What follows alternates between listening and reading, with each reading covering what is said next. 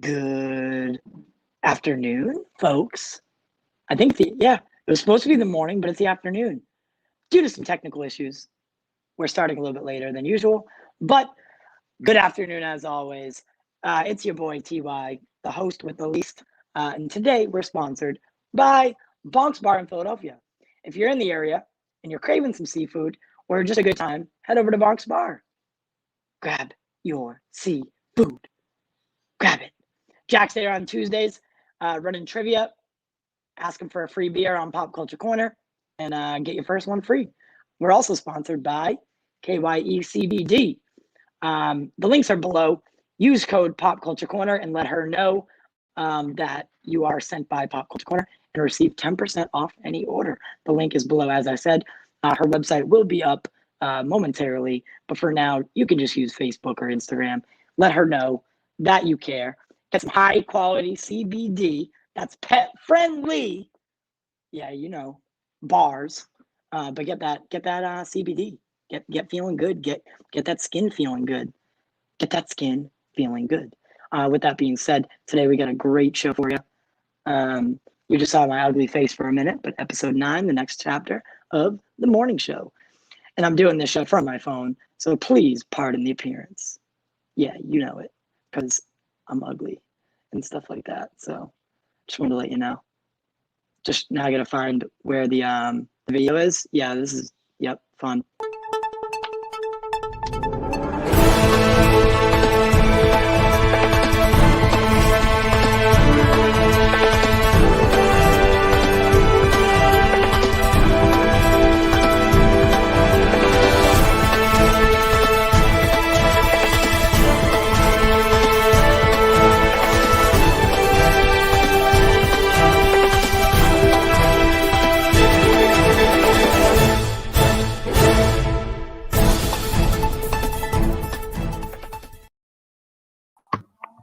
What's going on, man?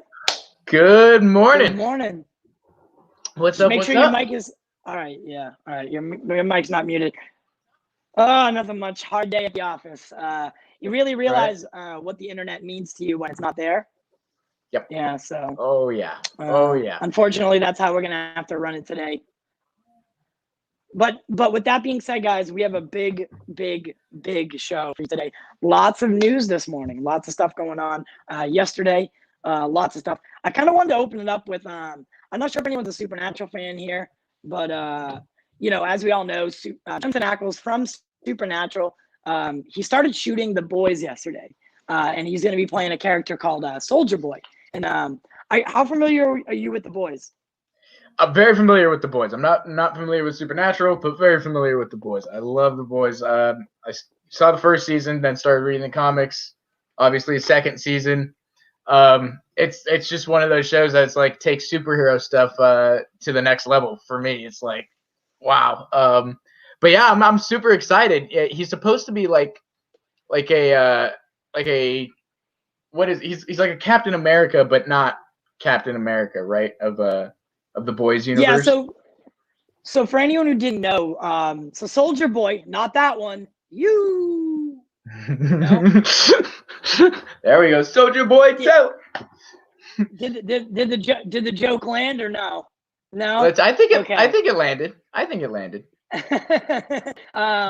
So Soldier Boy is pretty much not a spoof on Captain America, but it's a spoof on Captain America, and it's set in the Boys universe. He's kind of got a similar backstory where, he was a super soldier who was, the public thinks that he is about 100 years old. You end up realizing or finding out later in the series that it's actually more of a mantle. And the government has been keeping up a facade. And they switch out the guy and then just continue. It's more of like a James Bond mantle. Right. So I don't know what the show is going to do.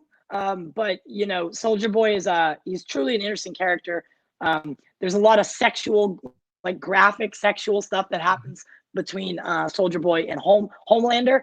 But they've already kind of used that storyline with Starlight. So I'm not sure if they'll continue it. Yeah, it seems that to redo it would be to redo it.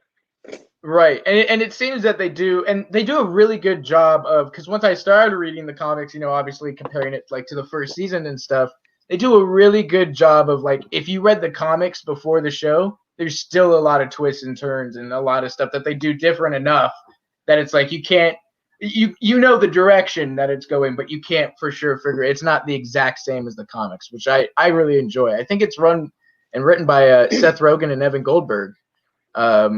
So I think those guys they nailed it. Correct. They nailed it. Yeah.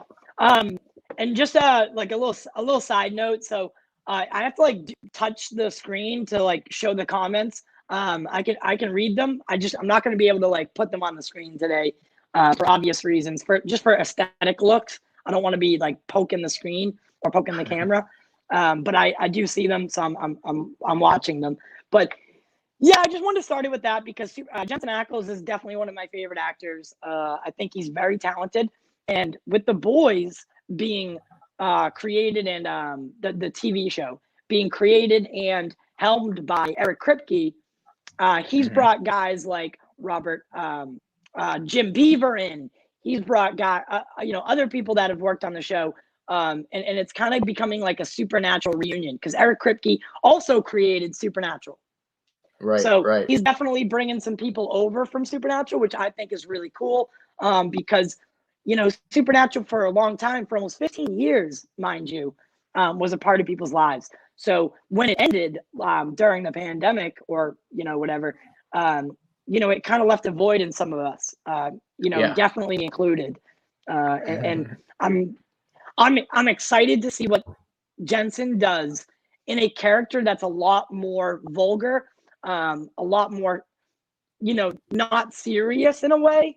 And I really am excited to see what he can do with a character that's not Dean later on in his career. Because early on in his career, we did see him as a soap opera. We see him in soap operas, horror movies, yada yada yada. But he was still growing as an actor. It should be fun to see now that he is a full-blown, star, see him take on a character such as Soldier Boy. Yeah. And also too, speaking of Jensen, I'm really excited to hear him. He's voicing Batman in the Long Halloween, the animated movie. And Long Halloween's that's like one of my all-time favorite Batman comics. So I'm super excited. And also, if you watch the trailer, I like his voice sounds really good as Batman. I was like, because for me, I'm very picky, especially with the animated stuff. Kevin Conroy is my Batman, always has been, always will be. But Jensen's I'm very excited to hear him do that as well. Yeah. So Jensen Ackles began filming for The Boys season 3 as of yesterday, and hopefully we can get some set pictures and other stuff that come out of the production wing. Moving on to something into the Snyderverse. Now, sorry for my hand, but during Justice Con, Zack Snyder had talked about a what could be Atom movie set in China. So Austin, what do you think? Do you think that, like, all right, so from what we've been told, the movie would be set in China, and that's something that's a little bit sticky because the Chinese government often doesn't cooperate. Right now, do you think that this would be maybe potentially a good move for Warner Brothers going? Maybe it's not in the Snyderverse, so to say, but what would you think of an Atom movie set in China? I think that would be awesome. And Zack also mentioned that it would, really be like a diverse international cast. Like, part of the movie's actually in Chinese and part of it's in English and all that. So I think it would be a very large appeal. We're seeing, obviously, some of these movies do really, really well with big international casts like that. I'm trying to think of even it's not the greatest movie in the world, right? The Great Wall or The Wall with Matt Damon. That movie that was actually. Did you like that movie? I was okay with it. I didn't have a problem. It was definitely one of those shut your brain off kind of films, but I enjoyed it for what it was. I did too. And I know it got rammed with bad reviews, but it made a ton of money. Partly because they had the Asian cast, and China came out and boosted that movie to like $500 million at the box office. So, Wow. it's one of those things that it could really be beneficial. And then also too, you look at people are calling for more diversity. They want to see, Crazy Rich Asians 2 years ago was, I think, almost $1 billion movie. People want to see diverse cast. They want to learn about these cultures. They want to. It's something that interests people, and I think that it would be a really smart move for Warner Brothers. I don't know how that would go, if like it would be like, we're gonna steal this idea from Zack or or what, but I think that would be hugely beneficial to Warner Brothers. Right, and that's why I say Warner Brothers, because Warner Brothers, maybe they don't want to move forward with the Snyderverse, but could Warner Brothers look at that and be like, well, that's a good way for us to be diverse?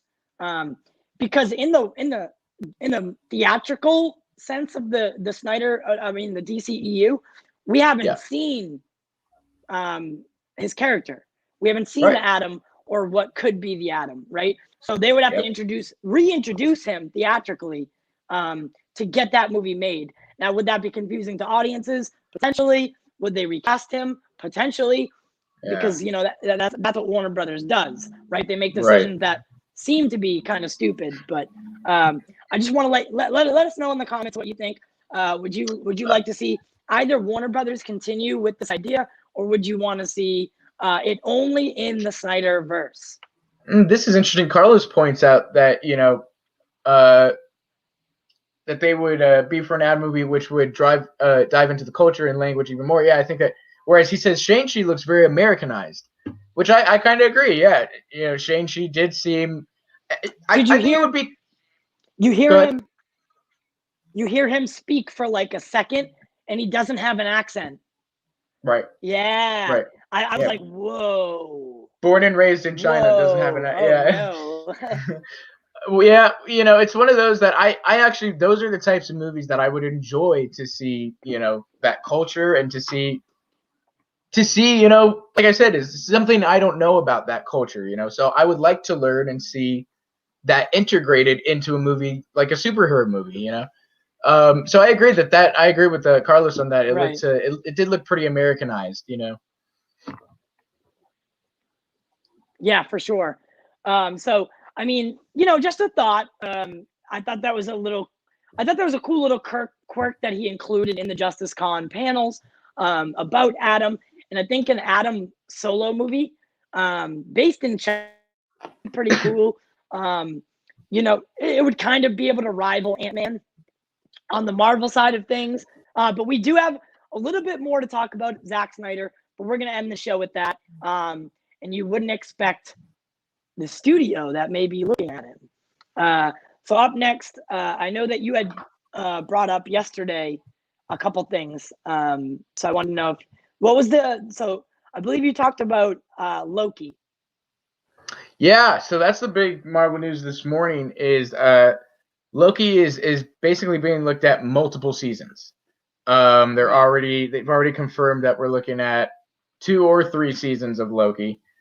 Which for me, I thought was really exciting. I think with these last 2 shows, Falcon Winter Soldier and WandaVision, you kind of know that these are one-offs, that they're going to lead into whatever movies, and that the stories are going to continue that way.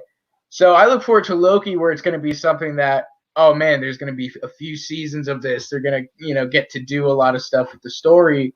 And I think they're going to get more so than Falcon and Winter Soldier and WandaVision, a really set base audience, like the audiences for Mandalorian and all this, where people are anticipating and looking forward to the seasons and what characters, but also, Tom Hiddleston is the main grab of Loki.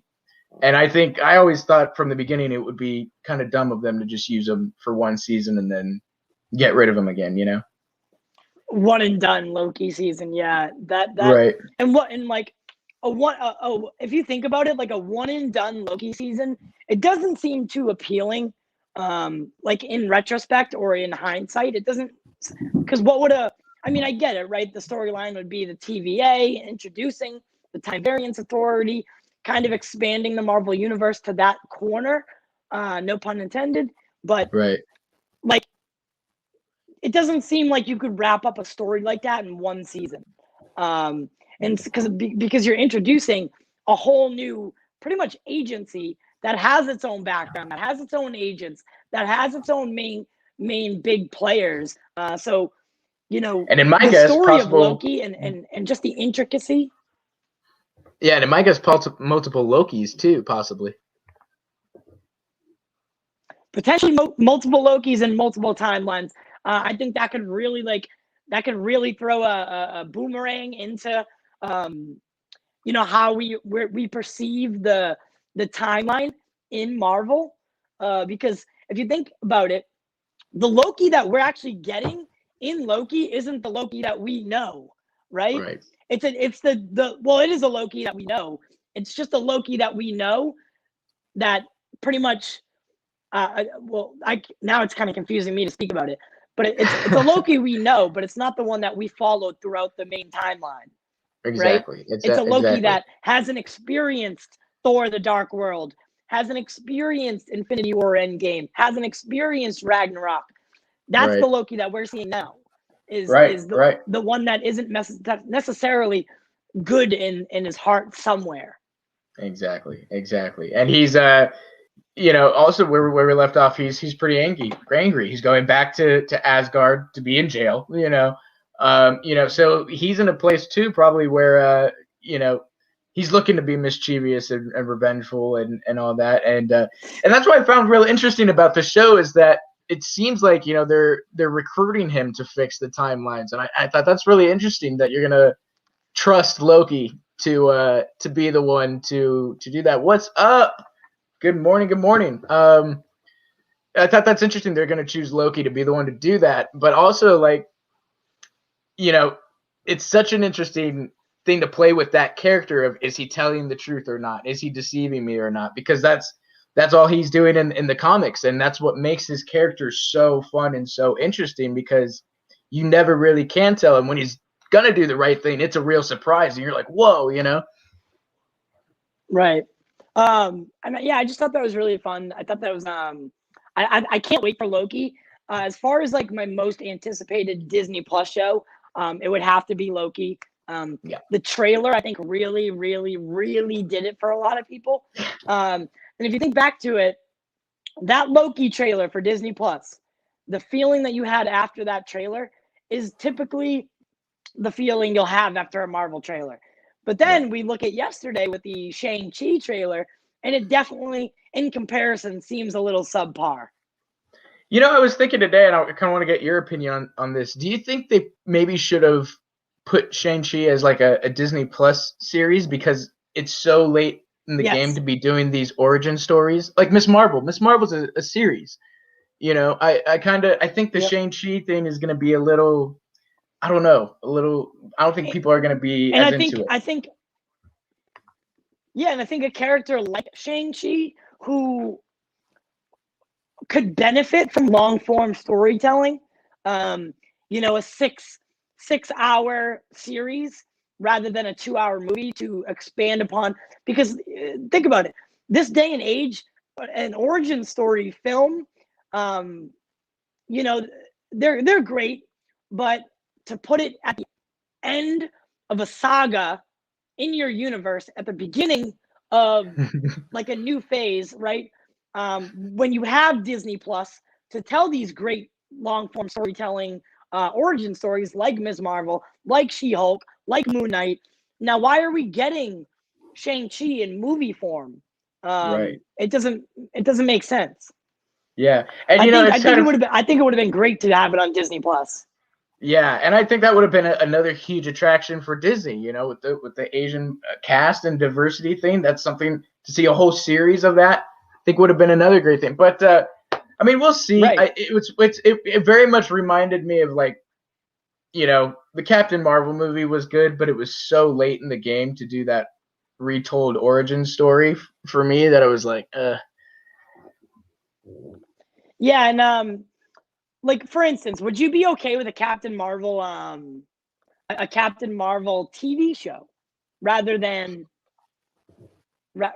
a movie. I think that would be cool because Marvel already said that she's going to team up with Miss Marvel, and that she's going to team up with Monica Rambeau from WandaVision. So I think that would be kind of cool if they did like this Disney Plus, almost like Avenger or Defenders, like mini team up Disney Plus event. That was like, right. We do all these show. Captain Marvel's a show. Miss Marvel's a show. If you want to do it like a Photon show, even that would probably be cool. Continue her story from WandaVision, and then they all eventually meet to this like team up. And I think that would be another. I think Secret Invasion. Right. So, and I was speaking about this with Jack. I think it was Jack. It might have been Justice, but I think that in a similar way that the movies led up to the Infinity War and Endgame, or maybe if we think in short term, Avengers, the first one, I think that all the Disney Plus shows are kind of aiming and building up towards Secret Invasion. Yep. Because if you think about it, what the first show that we got, there's a Skrull in it, right? At the end, that's the cameo. I mean, that's the after credit scene, right? So, what does that tell you? Okay, they want us to see that the Skrull is there. They want us to know that the Skrulls are still a thing, right. in a really obscure way with WandaVision. And I think that could be a clear indicator on what potentially is happening. We know that the Secret Invasion storyline is there. We know that they're going to dive into it. So I think that the Disney Plus series, I think they're going to tie into the movies and they're going to build storylines into the movies, but they're also going to lead up to like this big crossover event as well. Over on Disney Plus. Right. And I think that's important too. You look at Netflix and what they did with the Defenders, they had all their separate shows and all that. And I think that's important. People want to see the team ups. People want to see the heroes get together. I think that,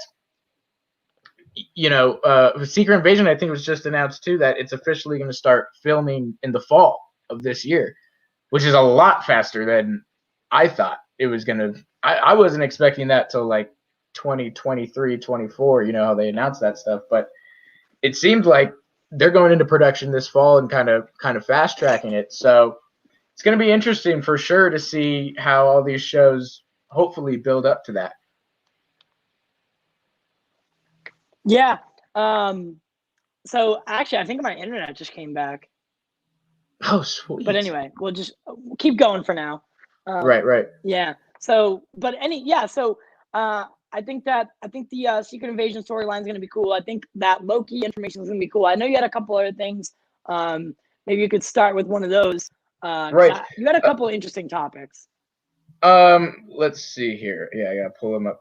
Also, I wanted to mention too, while we were in the DC stuff, I thought it was interesting. Dave Batista, because we were talking about it yesterday, our fan casting kind of for Dave Batista, right? He came out this morning and said that he went directly to DC, saying he wanted to play Bane. And nice, we're back up. And he went to, and they told him, they were like, well, we're not even casting it. And he's like, that's okay. I'm playing him. So there you go, from the man from himself. But didn't he say more like, that he knew that it was kind of an easy choice? No, that was Zack Snyder, I think, right? I know that was Zack. Someone was like, Zack, it's kind of a. Zack said it was too obvious. That Zack actually was the one that suggested Kilowog, and I thought that'd be interesting. But then I also agree with you guys that I want to see Batista. I want to see him. Then like in a mocap suit or whatever. So I thought that was interesting too. Also, he expressed interest in doing like Lobo for DC, and I thought, that's another interesting one too that I think he could do really great in. For me, I kind of think of. I don't think I'm on board. I kind of think if he could take a little bit of the humor, like it was Drax humor, and add that into like a darker, more serious version of that with Lobo. And that for me, I thought I could see being very, very interesting. Yeah. Yeah, no, I definitely understand that. So I do. So there was one thing that actually you brought up, or that me and you brought up yesterday, Mhm. and that was, so back to the DC side of things. So we did get a little bit of a flash teaser yesterday in response to what it seemed like the Shang-Chi drop. Right. So what did you think about the logo and the music sample? You know what? I thought it was good. I'm not going to criticize it or bash it. I am excited for it. And to see what they do. I like the director a lot. I think it did seem a little like the CW. Got a little CW vibes, Flash vibes from it.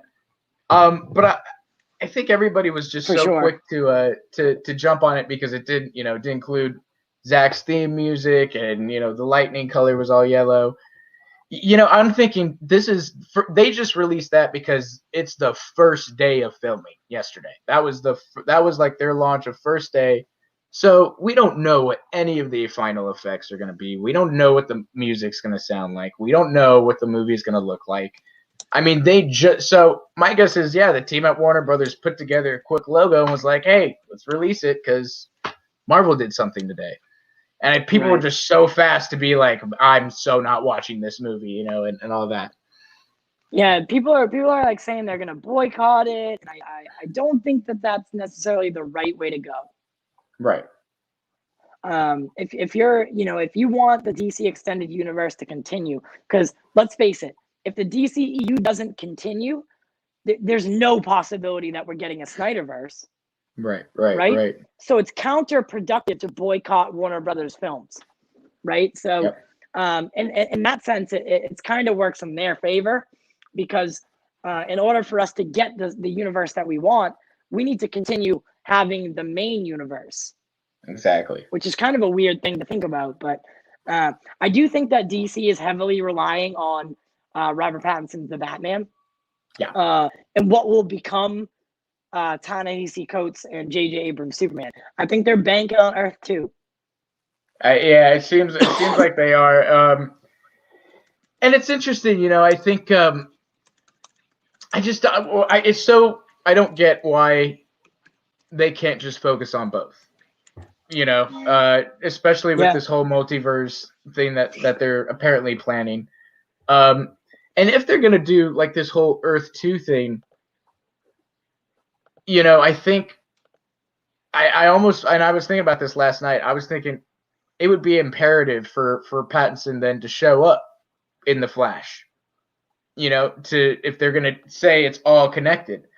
So that would be another interest. So now we might have 3 Batman in the Flash, but I don't know if they're going to do that. So I don't know how I feel about the whole like, hey, it's all connected, but we're not going to like directly tell you it's all connected.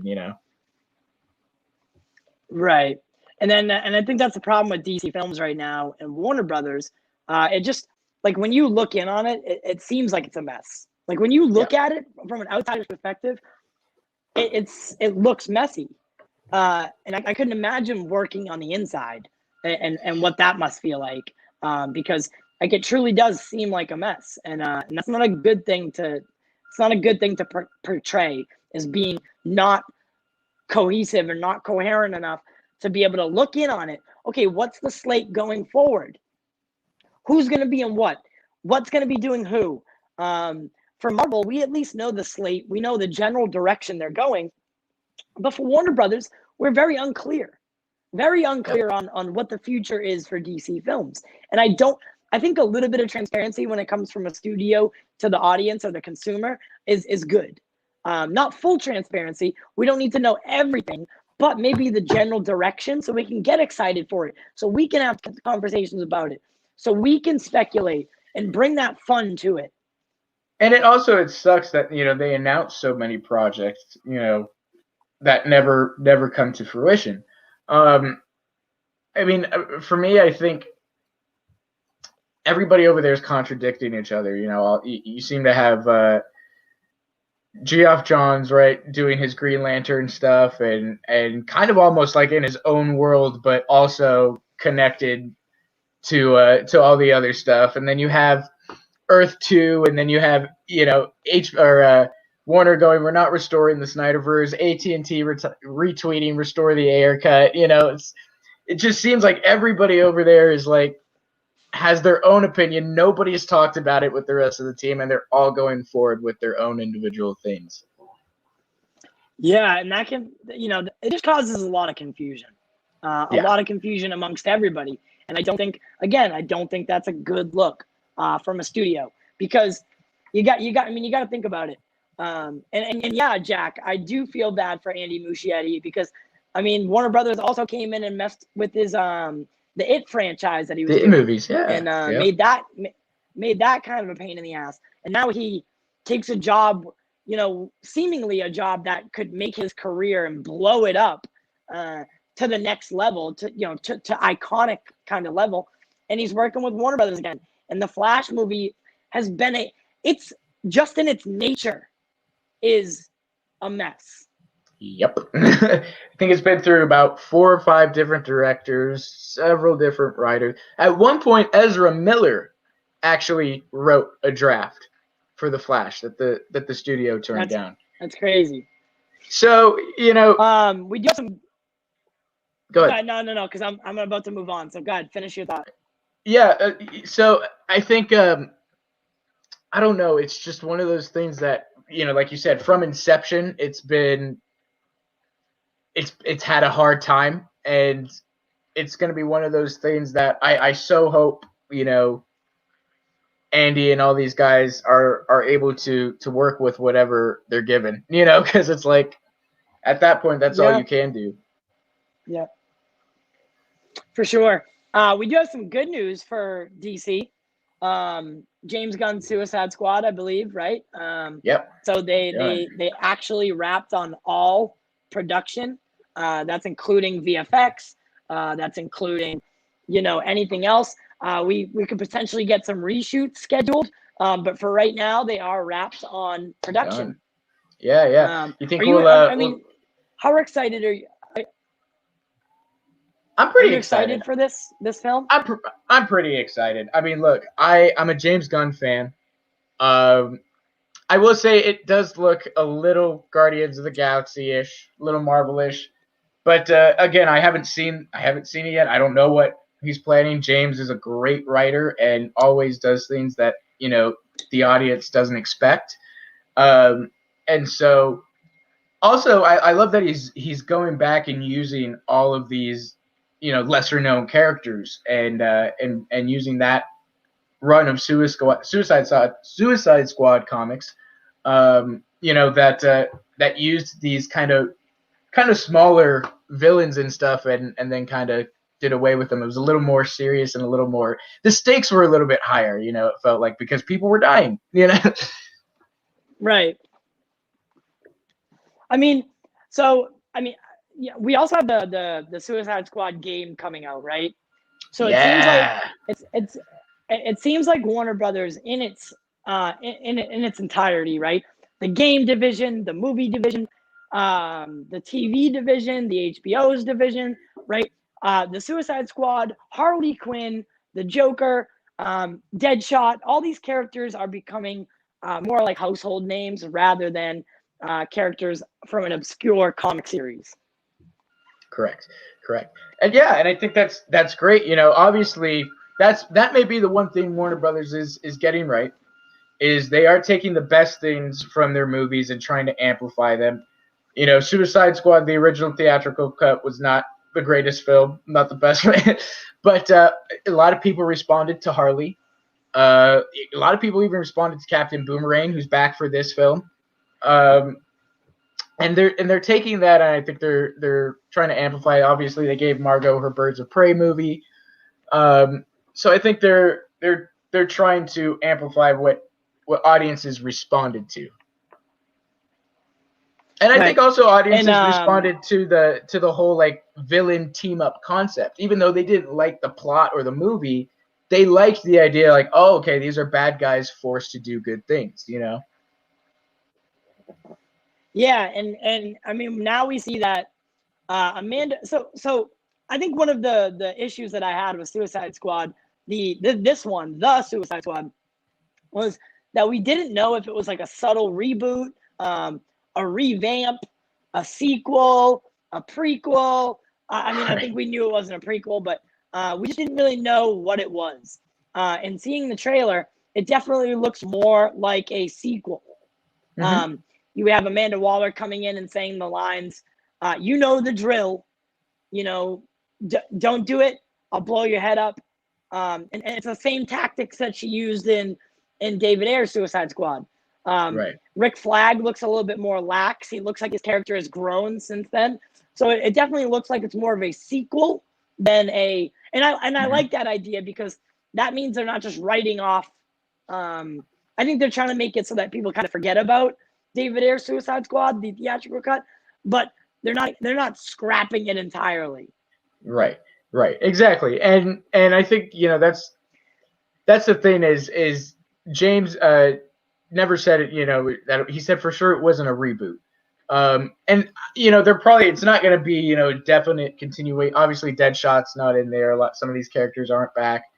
But it's going to acknowledge, definitely, I think, some of the events from the first Suicide Squad and where these characters have come out, and possibly even Birds of Prey too. I don't know, because Harley's story has obviously progressed probably more than any of these characters that we've seen in the Suicide Squad. So we'll see also how James, acknowledges those movies. I mean, James comes from Marvel, so he knows, about acknowledging other and referencing other movies and other, events from the timeline and stuff. And so I'm sure he did it in a tasteful way.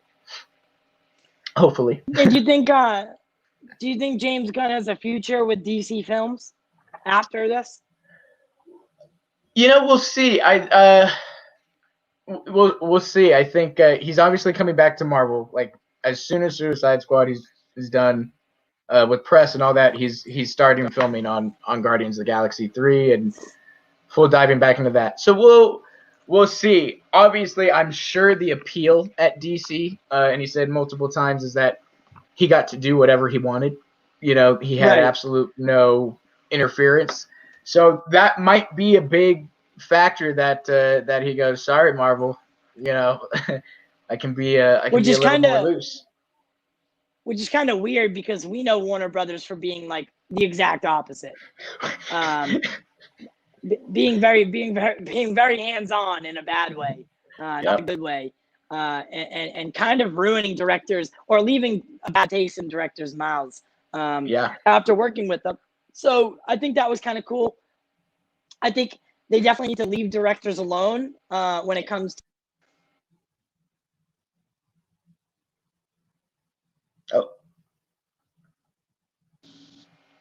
Oh, there we go. Sounds back.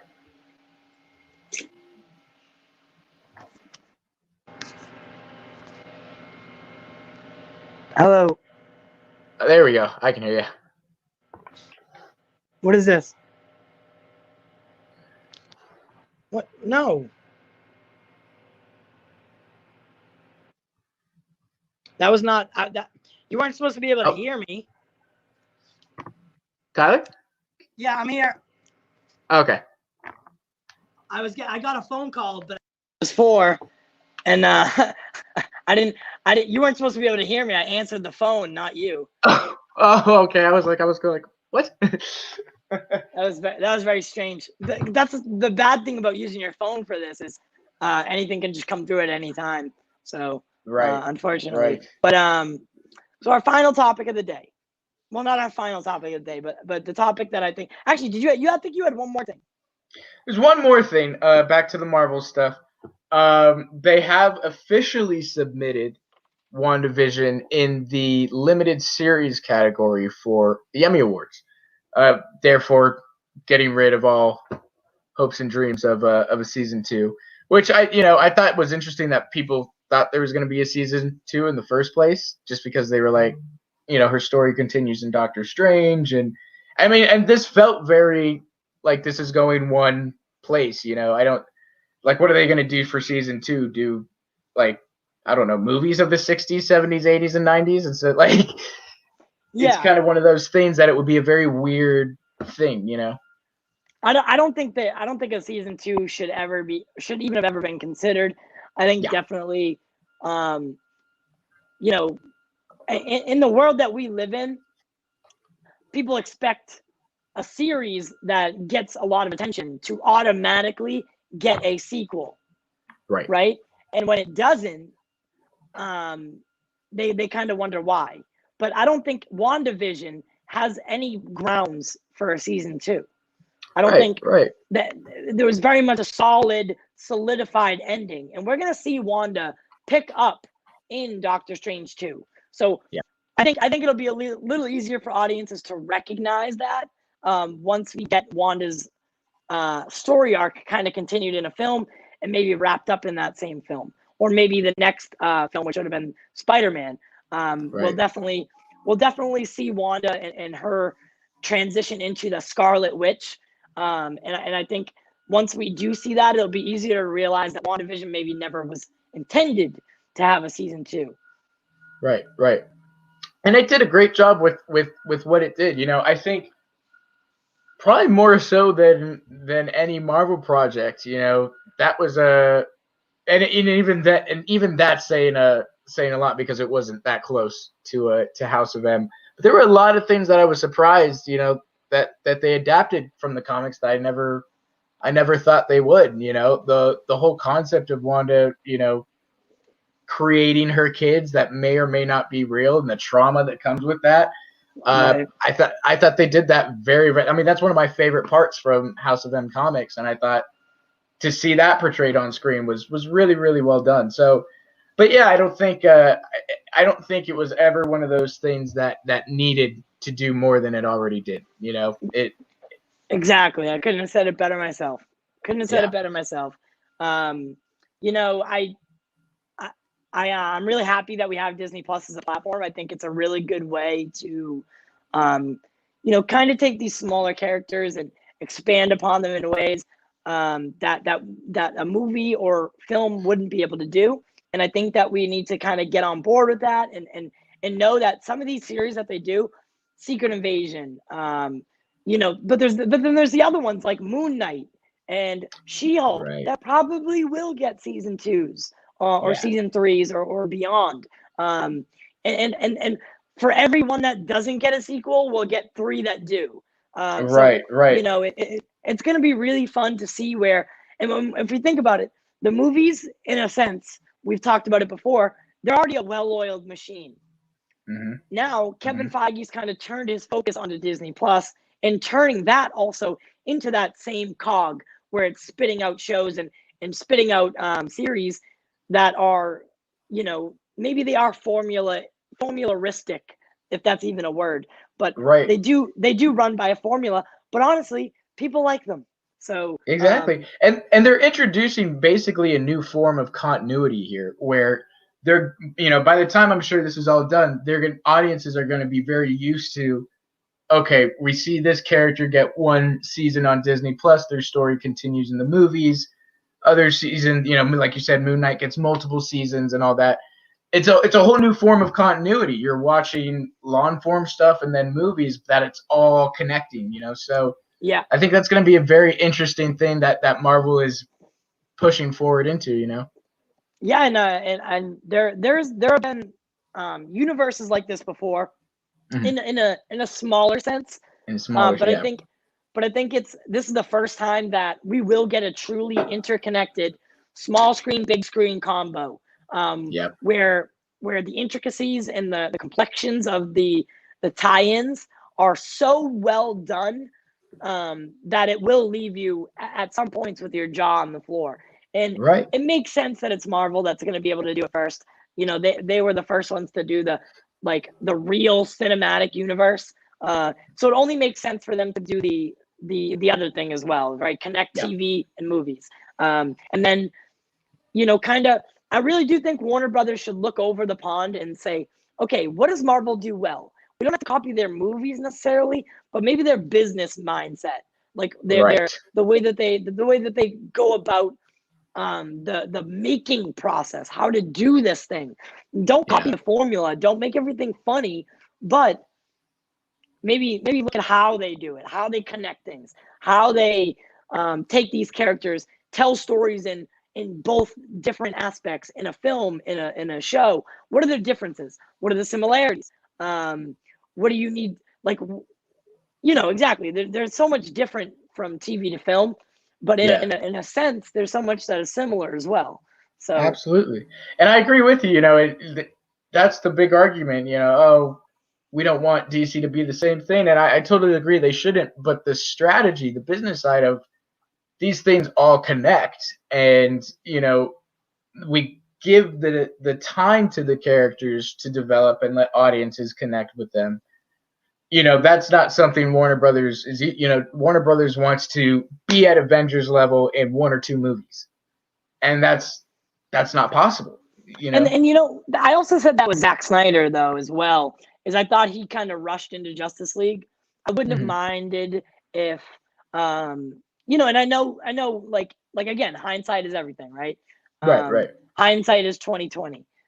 Looking in on it when we only had Man of Steel and BVS and we knew Justice League was coming, I was worried that it was a little rushed into a huge team up movie. And I don't think, we could help that, right? Because we watched Marvel do this, all these solo films that led up to Avengers. And then, Zack Snyder had Man of Steel, BVS, and then Justice League. And we were like, wait a second.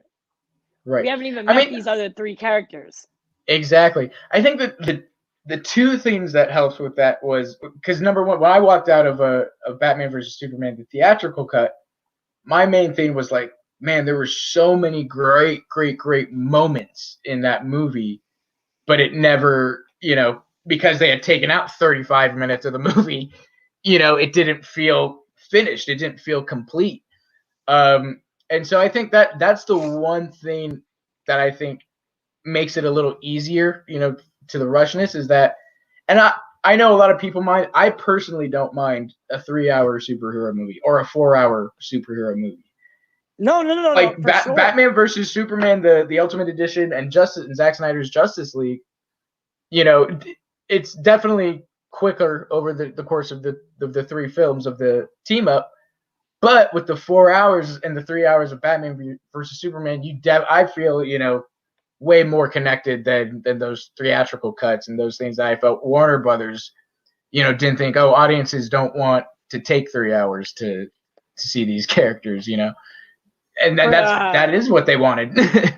Yeah, no, exactly. And so we are going to open it up now. If anyone does want to join the stream, by calling in, let me know. I'll send you the link. But make sure you guys are getting in the comments and interacting. That's what makes it all possible. And I do just want to remind you, while we wait for anyone who does want to join today, that we are, in fact, doing Mortal Kombat this Friday from Showcase Cinemas. You won't want to miss it. Our pre-show is going to start at 2:30. No. I'll announce when it's going to start, but join our all-day coverage of Mortal Kombat starting on Friday. I'll announce when we're starting it. And for those shows, again, we're brought to you by Showcase Cinemas. And get out, support your local theaters. Mortal Kombat's going to be huge. It's going to be wild, and it's going to be, pretty heavy on the action. So everyone get out. Let's support our local theaters and do our job. We're also brought to you by Box Bar in Philadelphia. Head over, get your seafood, and KYE CBD. Let her know that you're from the Pop Culture Corner or you're sent by the Pop Culture Corner and get 10% off any order. All the links are below. But yeah, so I'm excited for Mortal Kombat. I really am. Yep. Oh, me too, man. I'm a huge Mortal Kombat guy. Right. So I know you're not a big gamer, so I'm curious what are your thoughts on this? But the games that I did play were like Injustice, Mortal Kombat versus Capcom or whatever those were. So those were games that were easy to play for me. Okay. And I really do. I think the characters of Mortal Kombat. So I watched the '90s Mortal Kombat movie the other night. Oh, I'm sorry. and I had to turn it off. Yeah. Within like 30 minutes. Yeah. I mean, so what are you? Before we get into the Zack Snyder thing, the Snyder topic, what are your expectations? Definitely, it looks pretty close to the game. I think probably the only thing that's not there is Johnny Cage, like Jack said. But it for me, it looks like it's gonna possibly be what might be the best video game adaptation movie we've seen in a long time. I think the big thing that everybody wants and expects, is like the brutalities and all that type of stuff. The gore and all that. I mean, that's the attraction of Mortal Kombat. And, I'm sure for a long time that's a very tricky thing, the so much gore and all that. Even the director was talking like it was a line tiptoeing, not going into NC-17 gore territory, right, with the movies. Because I mean, the games they're brutal. They're brutal. And there's some pretty sick stuff in there in the games. But I think for me, I wanted to see. I thought if they're gonna do a movie, I do want to see these things on screen. I want to see the brutality, and I want to see the violence. And for me, compared to the '90s movies, this looks like it's gonna deliver on that. Yeah, and again, I know exactly what you're saying. With the attraction of Mortal Kombat would be the gore, the brutal, like the fatality, right? Those finish him kind of moves. Right. But in order to do that well, you also need to have a coherent storyline that leads up to these mega fights. Do you think they're going to be able to do that well? Like incorporate a story that allows for this cage fight style?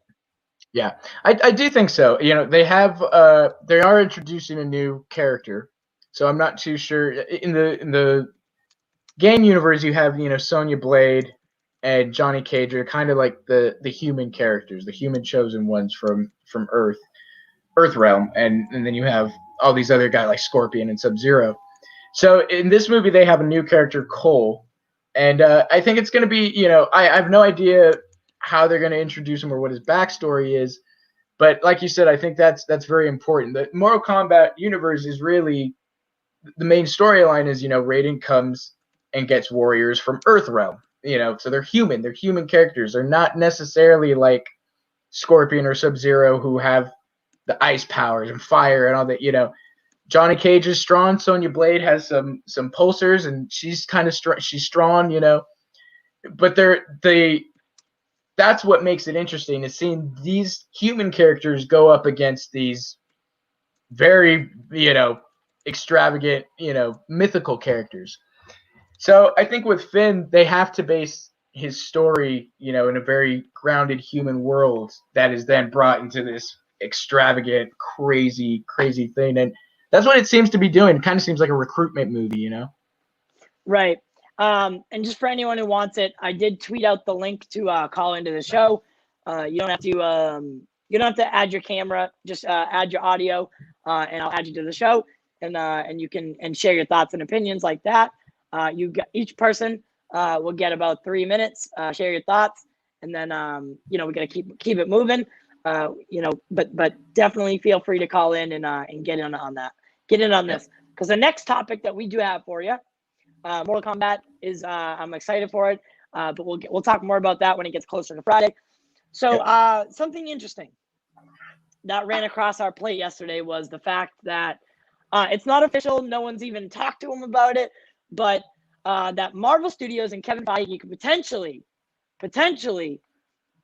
reliant on the success of a PG-13 Blade, could be eyeing Zack Snyder to reboot Ghost Rider. What in the world is going on? What do you think about this? This is absolutely nuts to me. It's one of those things, and we kind of talked about it for a little bit yesterday. That I don't know. I don't know how I feel. Marvel does have a history of Marvel has a plan already. I'm sure they already know the storyline that they want to use for Blade and Ghost Runner and all these people, And Zack is the type of guy that that comes in and has his own ideas and his own story, and that's personally I'd want to see the Zack version. I just don't know that Marvel would want to see the Zack version. Marvel might be thinking a little too much because he's popular, get him right now. But if I'm going to see a Zack Snyder Ghost Rider, I want to see a crazy R-rated Ghost Rider. That's and I think that's the appeal of it. It would be is the R rating on it, especially for a Ghost Rider adaptation where the character in his essence is making deals with the devil, right? And then and then doing what he does after the fact. So like, you kind of almost need that R rating. You need that mature element to the storyline in order to tell the character in the correct way. And that's what I'm worried about with Blade. Yeah, they have the PG-13 Blade. And that's another thing that's so weird to me is when you have 3 movies that were R-rated with Blade already, that were pretty successful, people responded to it and liked it. It's kind of like, why would you go back and bank on the PG-13? I mean, I get you get a broader audience and all that, but at the end of the day, I think fans are pretty, they're aware of the characters that they know and love. And Blade is not a PG-13 character. Ghost Rider is not a PG-13 character. Deadpool is not a PG-13 character. So if they did that, I'm not sure they're going to get the response they're necessarily thinking they might get, because they think, oh, we're Marvel, people like our stuff, Yeah, and think about this though, and this is kind of the crazy part to me.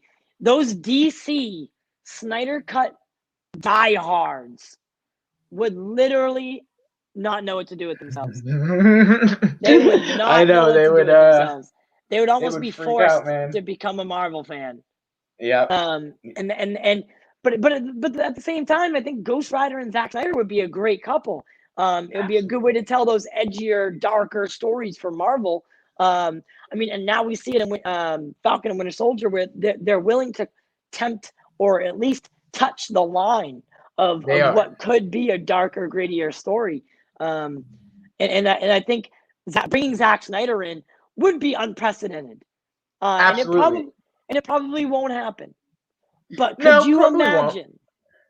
It's one of those like, oh man, it would be a dream. And for me, I think that would be like honestly, I think Blade and Ghost Rider, and maybe even some of these other characters, even like Moon Knight. I'd love to see an R-rated Moon Knight. Like these are characters that Marvel could really find success in doing something like DC did with Joker. Their own separate stories, the Black Label type thing, R-rated, adult, for adults. And I mean, because these are characters for adults. I mean, the fact that, like they did the PG-13 Ghost Riders and stuff, with Nicolas Cage and all that, I just found so hard. Like, how do you get that appeal to parents? Like, I'm going to take my kids to go see a demon skull on fire killing people with chains, like directed by Zack Snyder. Right, yeah, exactly. So I think this would be like the perfect play. Or Daredevil. Daredevil's another one. Daredevil would be perfect. And I would kind of crap myself if I ever saw that Daredevil directed by Zack Snyder. I think that character and that combo, because Zack could do that dark, gritty, almost like that Netflix style that we saw with the Daredevil character. Imagine that. Oh my God, I would be above and beyond for it. Oh my God. And his the way that he does hand-to-hand combat choreography, that action warehouse scene. Dude, not even though I know everybody talks about the warehouse scene, and it's a great scene. It's a phenomenal scene. Dude, I look back, the prison fight from Watchmen. The Watchmen is prison fight. One of the most visually pleasing and just well done fights I've ever seen in a film. The way that he speeds things up and then slows it down and gets in your face and comes back out. And he's brilliant with that type of stuff. And to mix that with Daredevil would be, oh man, that would be a treat. I mean, we've seen some pretty cool fight scenes in a prison or in, wherever, in the hallways with the Daredevil on the Netflix show. Right. Now bring Zack Snyder into that, and we're on a whole new level. Oh yeah. Whole new level. And imagine, potentially bringing Charlie Cox back to do it. I just think the possibilities are endless. And I do think that it would be cool to. I mean, if Warner Brothers isn't going to restore the Snyderverse, Right. Where else can we bring Zack to give us some good superhero stories? Marvel. Exactly. Right. It's kind of a no-brainer. And if Marvel's willing to let him do his thing, because let's face it, Marvel. The only problem I see, and you brought it up last night, would be that Marvel is known for movies by committee, or projects by committee. And as we've seen with what Zack does with a movie by committee, it doesn't come out as good. They cut scenes that he needs. But the proof is in the pudding. I mean, Marvel could literally hold up. All right, here's what a theatrical Zack Snyder film is. Here's what a non-altered Zack Snyder film is. And look at the proof. So if we just let the guy do his thing, it's. I agree. I think it'd be awesome to do, and there's a lot of ways that they could do it. I think Disney's very afraid of doing these types of projects like that, or Deadpool. Because of the Disney brand, they don't want to associate that violence and R-rated stuff with it. But they own. First of all, they own 20th Century Fox and they own Hulu. I think for me, these are the places for those characters to go, and Zack to go. Do something like that, even if it's on Hulu. It's still a big. I mean, the fact that all these movies are coming on streaming, anyways, and Zack's not opposed to it. Obviously, he's got Netflix. He's doing a whole thing with Netflix. So I think this is like a huge opportunity if they are thinking of that to really bring a whole new, not just like direction for the movies, but even like a whole new fan base, new fan base. Yeah, and I think that would be great for Zack. I think when you bring, like you said, when you bring Zack to any studio, I mean, he's got a built-in fan base. He's got the people that are diehards. So not only would Marvel be able to convert some diehard DC fans, but they would get that built-in Zack Snyder fan base to come over and guarantee watch these films, guarantee watch these series, guaranteed support Zack in anything he did, and that would be pretty cool. So I guess hopefully one day we'll get to report that Zack Snyder has signed a deal to work at Marvel or Disney. Right. That'd be a weird day, but it'd be a great day. That would be almost as surprising as the day if they said the Snyder Cut was coming out. Yeah, that was wild. I know, and it was so funny.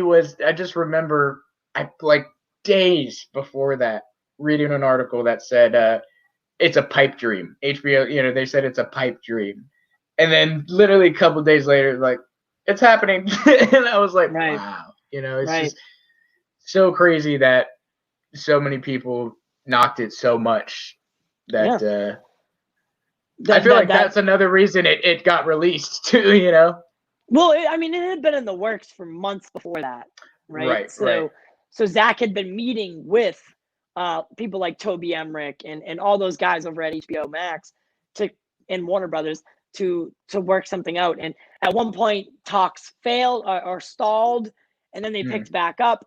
But when talks stalled, Zack was pretty convinced that it wasn't going to work out. But then after that stall, he came back, and then they heated up, and all of a sudden, I think he knew probably like a month and a half beforehand that it was coming. So he had to sit on that news for about a month and a half. And I think that's pretty wild. Like I wouldn't be able to contain myself. I would have let it slip. Yeah. What do you do? Oh man, yeah. I would have let that slip, because you see people still out there fighting for you. Like, let's get this movie made when for a fact it's getting done. Right. That's a pretty wild story, and it's pretty crazy. Yeah. But we talked yesterday at length. Every Monday we have a meeting with everybody, and we had a couple ideas. I know we have probably wrap this one up soon, but we had a couple ideas. We wanted to run it by some people and let us know in the comments. Eventually, whether it's now or later, let us know if you think this would be something you're interested in. But we're talking about maybe doing a show where we read a comic book the night before and then discuss it, in a pre-recorded show, and go through the comic book and then recommend it, or don't recommend it. Austin, what inspired your love of comic books? What are some of your favorite ones, and why? Oh man. So even though I am probably DC are my favorite stories. What got me in was Spider-Man. Spider-Man is my all-time favorite superhero. I grew up seeing the Tobey Maguire stuff, and then started reading the comics after that. I was like a diehard Spider-Man. I'm talking like I've watched every episode of like the 90s TV animated Spider-Man that was on forever. And so I started reading the Spider-Man comics, and then, obviously that led me to learn about the Avengers and, Right. Iron Man and Captain America, which I never really got into. I got into Avengers, but not really Iron Man or Captain America. Then I started switching to like Batman. But yeah, it was just from a very young age, I always loved superheroes, but for me, I also loved reading, and I loved, seeing these, graphic novels, in comics that some of them, it was like, many movies I could make in my head, while I was reading it. It all played out like a movie in my head, and that was just so attractive and so much fun to me. And go ahead. I think for me, what comic books did for me was, when I was younger, I didn't really have a role model. I didn't have someone I could look up to, in the sense that, like, what am I supposed to be doing in this life? Like, how am I supposed to act?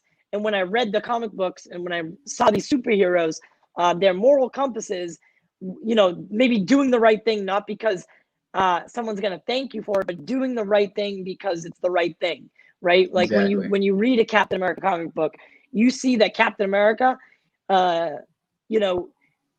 he does things because he has to, not because someone's going to pat him on the back. And Right. I always respected that. And that's why I was drawn to characters like Captain America, Batman, because maybe they're not like godlike beings, but they still get out, they suit up, and they do what needs to be done so that you don't have to. And Exactly. in a sense, that was like, a lot of kids wanted to be a cop or a police officer, fireman, because they wanted to save lives. Well, I wanted to be Batman, right? Because I wanted to save lives. I wanted to save lives. So in a way, I looked up to these heroes, and that's what sparked my love for it. So I think that's what we're gonna do, and get more into reading comic books. And not that we aren't already, but I don't read them as much as I should anymore.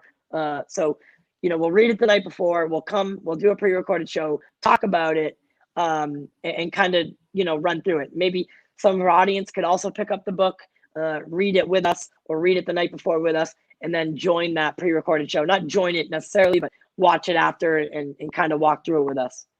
Absolutely. Yeah.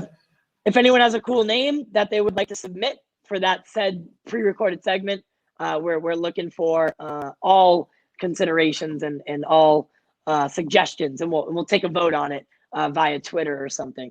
There we go. But yeah, so I had a great day today. Yeah, man. This is a good one. Maybe you want to talk about what's happening tonight. Let us know what's happening tonight. Correct. Tonight, or so 6 p.m. Eastern Standard Time, 3 o'clock Pacific Time. We have a guest coming on today. A good friend of mine. He's a music producer. He's went to school in Syracuse, actually, and he's worked all over the country in LA. He's worked in Abbey Road in London. He's done a lot of different stuff with a lot of different artists, and he'll be on today to talk about music and just everything going on in that realm right now. And who's doing that show? So who's going to be? That'll be me and Jack. Ooh. Me and Jack. Producer Jack and Austin Lean, baby, getting in on that. That's right. So that should be a fun show. So 6 p.m., guys. That's it for today. Yep. Only I would go probably another 20 minutes, but I'm doing it on my phone and it's getting a little glitchy. So I had a great time. Thank you all for stopping by, guys. Make sure you smash the goddamn like button and subscribe if you haven't already. Join our Patreon. Get some exclusives. 15% off all orders for life at the Pop Culture Corner store. Access to pre-recorded content like that coffee show or that comic show. Get it. You'll be able to get it early before everyone else, and all other pre-recorded content. Behind the scenes photos of my dog, of my walls. Who knows? You ask for it, I'll give it to you. Anything but nude photos, of course, or maybe I don't know.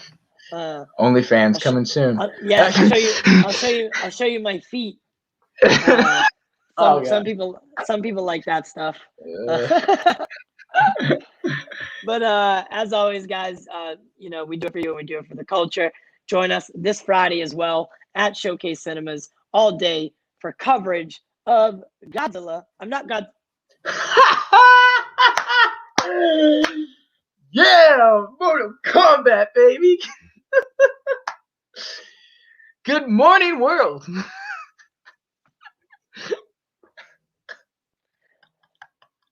It just rolled off the tongue. What can I say? For Mortal Kombat, get out and support your local theaters. And if there's a showcase near you, get out and support them and be showcase safe. Forget about the world for a couple hours. Go enjoy the movie and focus on what you need to, right? The movie, not on getting sick. Be showcase safe are the protocols that Showcase has taken to ensure that your focus can be on the film and not on your health. Get a babysitter, bring the kids, do whatever you need to do, but get out and support your local theaters, guys. It's going to be a great time. We'll be with you throughout the rest of the week, getting you geared up for that show. And my name is TY, and I love you. Austin? Peace out, all. Oh, peace out, all, he says. Yep. That's I don't know. What time is it? I liked it. I liked it. We'll use that.